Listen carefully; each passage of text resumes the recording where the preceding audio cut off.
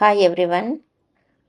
ఇప్పుడు ధనుర్మాసం నడుస్తుంది కాబట్టి లేకపోతే ఫ్రైడేస్ కానీ పండుగల్లో కానీ చేసుకోవడానికి ఈజీగా ఉండేటటువంటి 3 ప్రసాదం రెసిపీలు ఈ వీడియోలో చూపించబోతున్నాను. మొదటి రెసిపీ అటుకుల పాయసం. దీనికోసం ఒక బౌల్ తీసుకొని 1 కప్పు అటుకులు, అరకప్పు పెసరపప్పు వేసి వాటర్ వేసుకొని ఒక 2 సార్లు బాగా కడుక్కోవాలి. అటుకులు, పెసరపప్పు రైస్ పొంగల్ కంటే ఈ పొంగల్ చాలా బాగుంటుంది. దీన్ని పాయసం అనన్నా పొంగల్ అనన్నా ఏదైనా అనవచ్చు.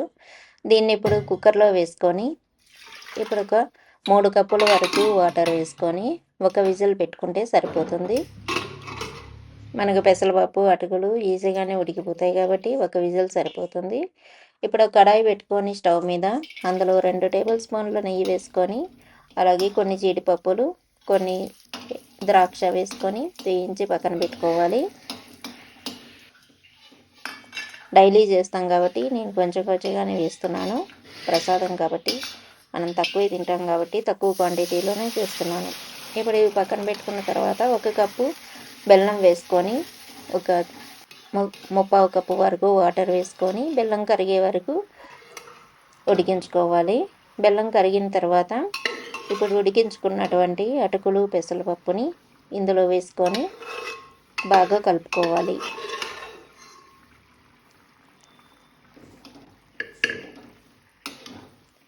ఈ కొలతలన్నీ నేను మీకు డిస్క్రిప్షన్లో ఇస్తాను. డిస్క్రిప్షన్లో చూసి మీరు ఆ మెజర్మెంట్స్ని చూసినట్లయితే పర్ఫెక్ట్గా చేసుకోగలరు. ఇప్పుడు దీన్ని బాగా కలుపుకోవాలి బెల్లంలో కలిసిపోయేలాగా. ఇలా కన్సిస్టెన్సీ వస్తుంది. మీరు కావాలంటే కొంచెం వాటర్ వేసుకోవచ్చు. నేను ఇక్కడ వాటర్ వేయట్లేదు. ఇప్పుడు స్టవ్ ఆఫ్ చేసుకొని ఇందులో 2-3 యాలకులు దంచి వేసుకోవాలి. అలాగే వేయించి పెట్టుకున్నటువంటి జీడిపప్పు, ద్రాక్షను వేసుకొని ఇప్పుడు ఆల్రెడీ స్టవ్ ఆఫ్ చేసి ఒక 2-3 నిమిషాలు అయిన తర్వాత 1 కప్పు చిక్కటి పాలు కాచినవి ఇందులో కొంచెం కొంచెంగా వేసుకొని కలుపుకుంటూ ఉండాలి. ఈ కన్సిస్టెన్సీ చూసుకుంటూ కావాలంటే ఇంకొంచెం పాలు కూడా వేసుకోవచ్చు.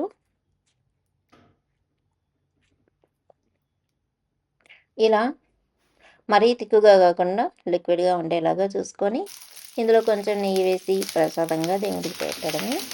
ఇప్పుడు సెకండ్ రెసిపీ లెమన్ రైస్. చాలా ఈజీగా చాలా టేస్టీగా లెమన్ రైస్ని ఎలా చేసుకోవాలో చూద్దాము. నేను ఇక్కడ ఆల్రెడీ రైస్ వండి పెట్టుకున్నాను. ఇప్పుడు కడాయిలో కొంచెం నెయ్యి వేసి ఇందులో కొన్ని పల్లీలు వేసుకోవాలి. అవి సగం వేగిన తర్వాత మనకు పల్లీలు లేట్గా వేగుతాయి కాబట్టి సగం వేయించుకున్న తర్వాత ఇందులో శనగపప్పు, మినపప్పు, ఆవాలు వేసి ఇవి కూడా శనగపప్పు, మినపప్పు సగం వేగిన తర్వాత ఇప్పుడు ఇందులో కొన్ని జీడిపప్పులు వేసుకోవాలి. లేకపోయినట్లయితే స్కిప్ చేయొచ్చు. మనకు మెయిన్గా పోపే కాబట్టి లెమన్ రైస్కి కొంచెం ఎక్కువ పప్పులు వేసుకున్నట్లయితే చాలా టేస్టీగా ఉంటుంది. ఇవన్నీ వేగిన తర్వాత ఎండుమిర్చి, అలాగే పచ్చిమిర్చి, కరివేపాకు వేసుకోవాలి. ఇప్పుడు ఆయిల్లో వేడిగా ఉన్నటువంటి ఆయిల్లోనే కొంచెం పసుపు వేసినట్లయితే రైస్కి మనకు పసుపు బాగా పడుతుంది, మంచి కలరు కనిపిస్తుంది. ఇప్పుడు అన్నీ కలిపేసి స్టవ్ ఆఫ్ చేసుకోవాలి. పచ్చిమిర్చి కొంచెం ఒక 50% ఉడికిన తర్వాత స్టవ్ ఆఫ్ చేసేసుకోవాలి. ఇప్పుడు అన్నం వండి చల్లార్చుకున్నటువంటిది ఇది నేను ఇక్కడ 400 గ్రాములు రైస్ని వండి పెట్టాను. చల్లారిపోయింది ఆల్రెడీ. ఇందులో తగినంత సాల్ట్ వేసుకోవాలి. అలాగే ఒక 1/2 టీ స్పూన్ వరకు ఇంగువ కూడా వేసుకోవాలి. పొడి ఇంగువని వేసుకోవాలి.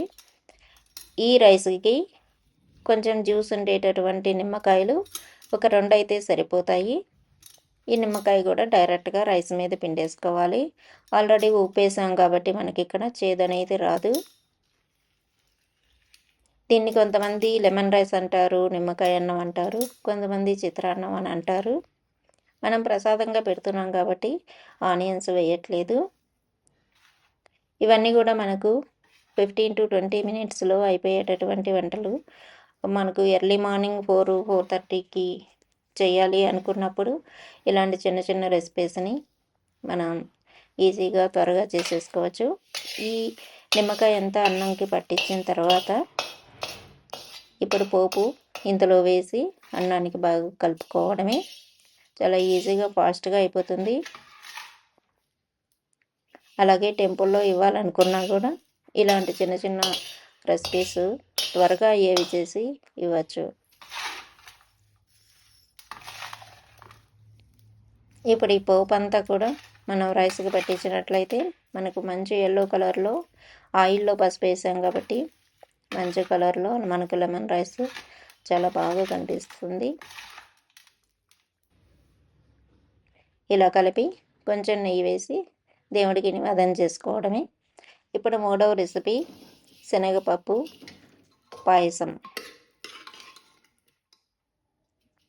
ఈ శనగపప్పు పాయసం కూడా చాలా టేస్టీగా ఉంటుంది. నేను చెప్పిన ఈ పద్ధతుల్లో చేసి చూడండి ఒకసారి. మీరు కొంచెంగా కూడా చేసుకోవచ్చు.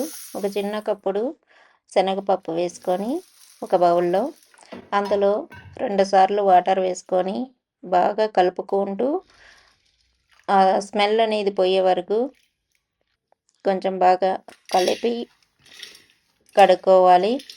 ఇప్పుడు 2 సార్లు వాష్ చేసుకున్న తర్వాత ఇది ఒక కుక్కర్లో వేసుకొని ఇందులో ఒక 3 కప్పుల వరకు వాటర్ వేసుకోవాలి. 1 కప్పు శనగపప్పుకి పర్ఫెక్ట్గా ఉంటుంది. దీనిని ఒక 5-6 విజిల్స్ వరకు పెట్టుకోవాలి. శనగపప్పు నానబెట్టలేదు కాబట్టి.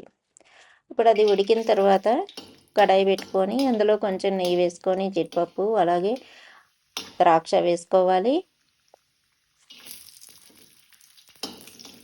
మనం ప్రసాదం చేస్తున్నాం కాబట్టి ఇక్కడ నేను నెయ్యితో చేస్తున్నాను. లెమన్ రైస్కి కూడా నేను నెయ్యే వేసాను. లేకపోతే ఆయిల్ కూడా యూజ్ చేసుకోవచ్చు, కానీ స్వీట్స్కి నెయ్యి మాత్రమే వేసుకోవాలి. అప్పుడే టేస్టీగా ఉంటాయి. ఇవి వేగిన తర్వాత పక్కన పెట్టుకోవాలి. ఇందులో ఒక అరకప్పు వరకు సేమియా వేసి మంచి గోల్డెన్ కలర్ వచ్చే వరకు వేయించుకోవాలి. చిన్న మంట మీద మంచి కలర్ వచ్చే వరకు వేయించుకోవాలి. ఇప్పుడు ఇది వేగిన తర్వాత ఇందులో 2 టేబుల్ స్పూన్ల రవ్వ వేసుకోవాలి, బాంబే రవ్వ. ఒక 2-3 నిమిషాల్లో ఇది కూడా వేగిపోతుంది. ఇప్పుడు స్టవ్ని సిమ్లో పెట్టుకొని మన కుక్కర్ విజిల్ వచ్చిందో లేదో చూసుకొని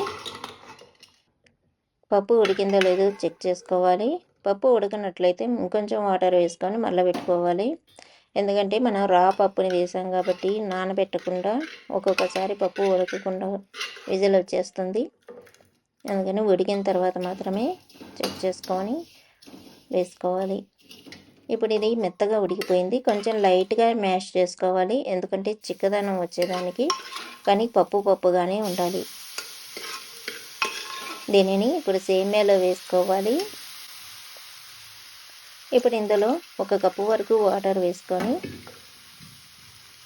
మనకు రవ్వ సేమియా 2 ఉడకాలి కాబట్టి 1 కప్పు వాటర్ వేసుకొని ఇందులో వేసేసుకోవాలి.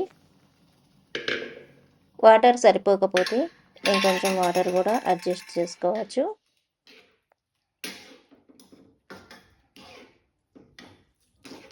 దీన్ని బాగా ఉడికించుకోవాలి. ఇప్పుడు వాటర్ సరిపోనట్లయితే 1 అరకప్పు వరకు వాటర్ వేసుకొని మనకు రవ్వ సేమియా అనేటటువంటిది ఎక్కువ వాటర్ని పీల్చుకుంటుంది కాబట్టి ఆ వాటర్ అడ్జస్ట్ చేసుకోవాలి. ఇప్పుడు ఇది ఉడికిందా లేదా అని ఒక సేమియా పట్టుకొని చూసినట్లయితే మనకు తెలుస్తుంది.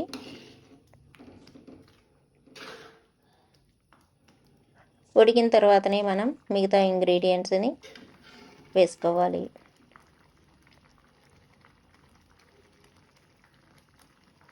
ఇప్పుడు సేమియా పట్టుకొని చూసినట్లయితే కొంచెం హార్డ్గానే ఉంది, అందుకని ఇంకొంచెం ఉడికించుకోవాలి.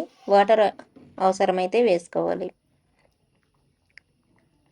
ఇలా ఉడికిన తర్వాత మనకు సేమియా అనేది లావుగా ఉబ్బినట్లుగా వస్తుంది. ఇప్పుడు మనం ఇందులో 1 కప్పు బెల్లం వేసుకోవాలి, అలాగే అరకప్పు చక్కెర వేసుకోవాలి. ఇలా 2 రకాల స్వీట్ వేసుకున్నప్పుడు చాలా టేస్టీగా ఉంటుంది. మీకు చక్కెర ఇష్టం లేకపోతే బెల్లమే 1½ కప్పు వరకు వేసుకోవచ్చు. ఇవి 2 బాగా కరిగే వరకు కలుపుకుంటూనే ఉండాలి. శనగపప్పు అడుగుపడుతుంది కాబట్టి మనం ఈ రెసిపీ చేసినంతసేపు కలుపుతూనే ఉండాలి. మనకు బెల్లం కరిగిన తర్వాత కలర్ అనేది చేంజ్ అయిపోతుంది. ఇప్పుడు ఇందులో 2, 3 యాలకులు దంచి వేసుకోవాలి. శనగపప్పు వంటలకి పచ్చకర్పూరం వేసినట్లయితే చాలా టేస్టీగా ఉంటుంది. శనగపప్పు వాసన అనేది రాకుండా ఉంటుంది. ఒక పించు వరకు పచ్చకర్పూరం వేసుకొని స్టవ్ ఆఫ్ చేసుకొని డ్రై నట్స్ మనం వేయించి పెట్టుకున్నటువంటి జీడిపప్పుని ఇందులో వేసేసుకోవాలి. ఇప్పుడు ఒక 2 నిమిషాల తర్వాత అంటే కొంచెం చల్లారిన తర్వాత 1 కప్పు కాచిన పాలు అలాగే 1 టేబుల్ స్పూన్ వరకు నెయ్యి వేసుకున్నట్లయితే మన రెసిపీ రెడీ అయిపోయింది. నేను ఇక్కడ మీగడతోటి ఈ పాలు అనేది వేశాను. అందువల్ల తిక్కుగా కనిపిస్తుంది. చాలా క్రీమీగా కూడా కనిపిస్తుంది. ఈ రెసిపీ కూడా ఇప్పుడు రెడీ అయిపోయింది. మీకు ఈ వీడియో నచ్చినట్లయితే లైక్ చేయండి, కామెంట్ చేయండి, అలాగే సబ్స్క్రైబ్ చేసుకోండి. కొత్తగా చూస్తున్న వాళ్ళు ఎవరైనా ఉన్నట్లయితే అలాగే మీకు ఫ్రెండ్స్కి కానీ రిలేటివ్స్కి కానీ షేర్ చేయండి. Thanks for watching.